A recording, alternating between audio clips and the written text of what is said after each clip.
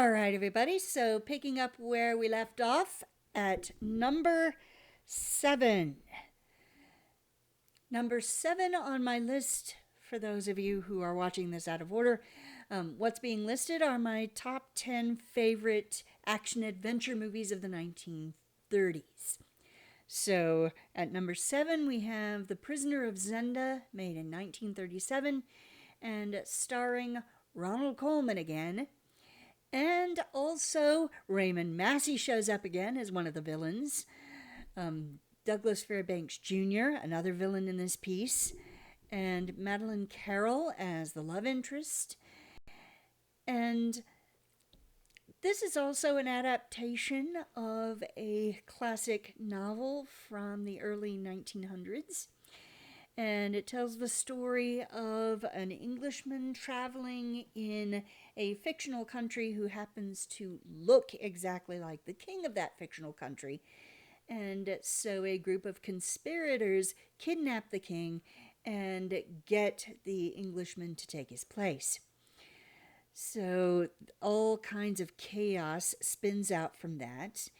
And again, you have Ronald Colman. Nobody, or at least not many actors, I don't think, could play romance quite as well as Ronald Colman. Just the way he delivers his lines. If he's in love, you hear how he's in love and you feel how he's in love. So that the swashbucklers he makes tend to have that little extra frisson of romance that make the movie what we might call an all-quadrant tentpole type of film.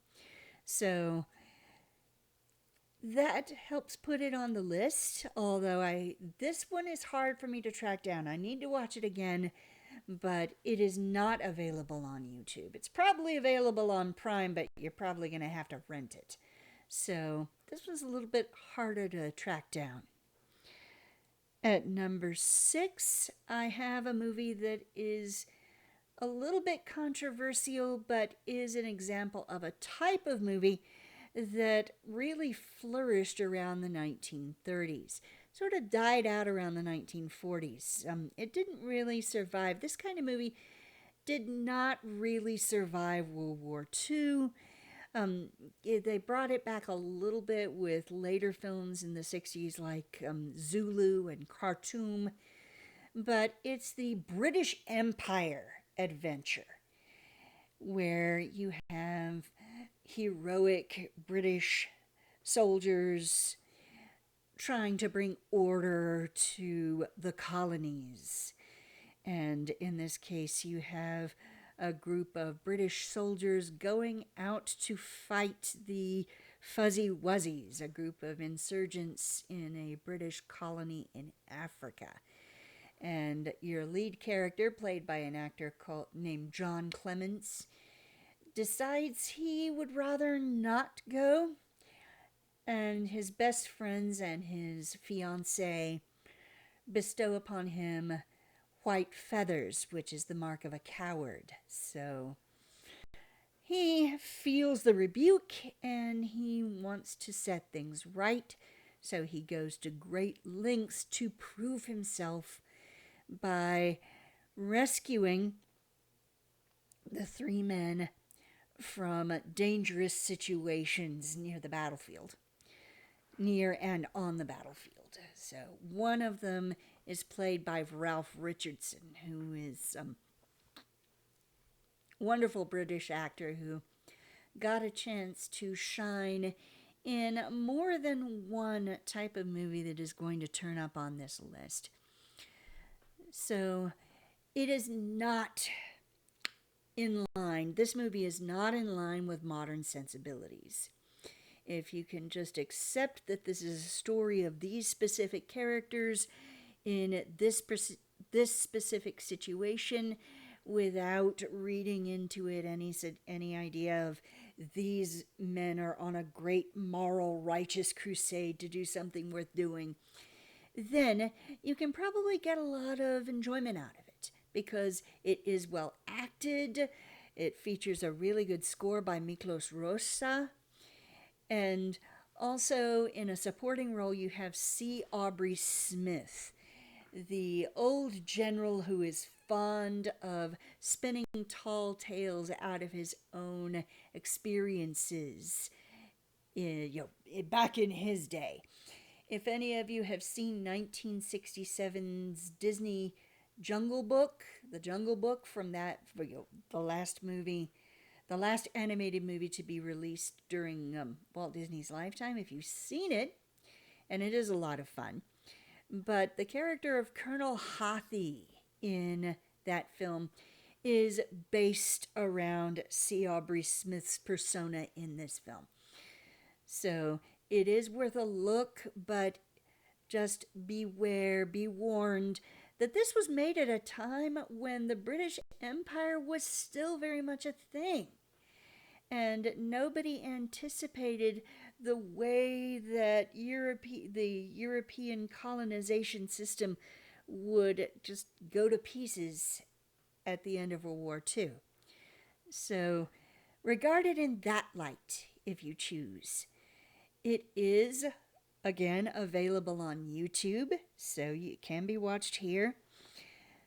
Number 5. Number 5 is interesting because it's the kind of movie that I might not like, that you wouldn't think I would like, considering how important female characters are to me.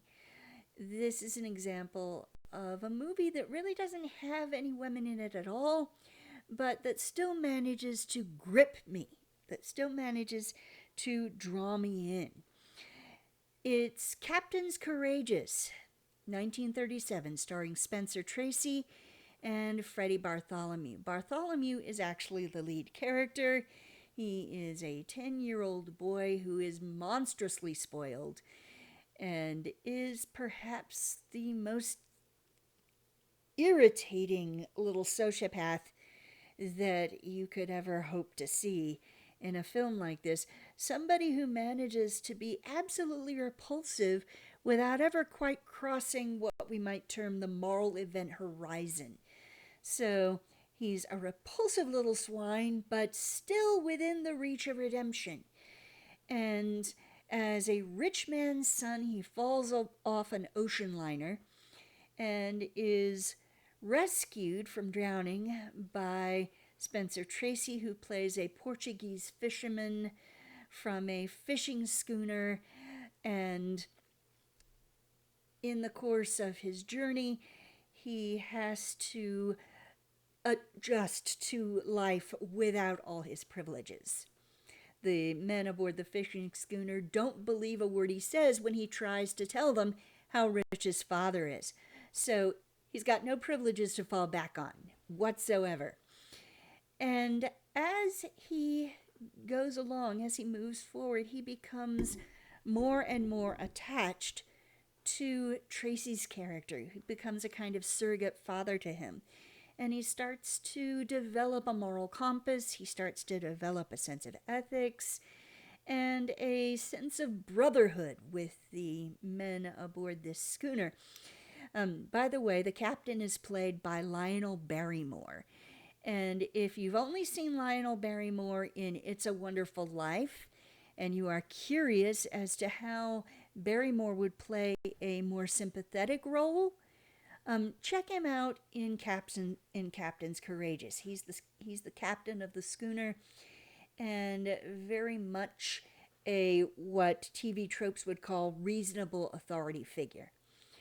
So, well worth a look. Lot of sea. If you love movies that are set at sea, this one gives you all the seafaring you could want or need. Now there aren't any sword fights, any of the usual markers of swashbucklers, but this is a coming of age story, and it's a more realistic type of action adventure film. So it is worth checking out, but it, like Prisoner of Zenda, it's not on YouTube. It's harder to track down. The next film that I want to talk about, at number 4 on my list, is,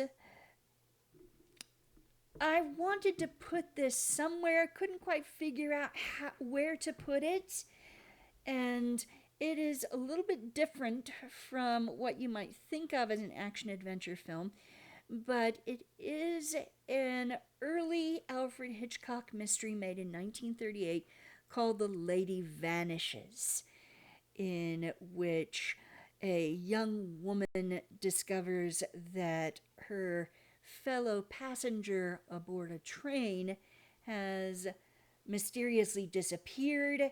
And when she tries to get help, when she tries to tell people what's happened, nobody really takes her seriously. So this does have some action scenes, but it's more a mystery thriller type movie. I don't have a list of thrillers at this point.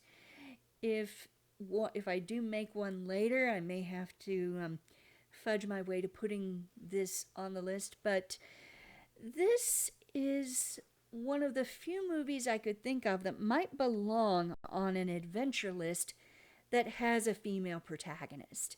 She's played by Margaret Lockwood. And um, the movies that Alfred Hitchcock made in the 1930s in his native England often had some rather impressive female leads who get to be a central part of the action. And she is the one that pushes this urgent situation forward. She's the prime mover in this situation. So it's well worth a look. And I do believe that it and a number of Hitchcock's British films are available on YouTube. I think this one is available as well if you just type The Lady Vanishes into the search box.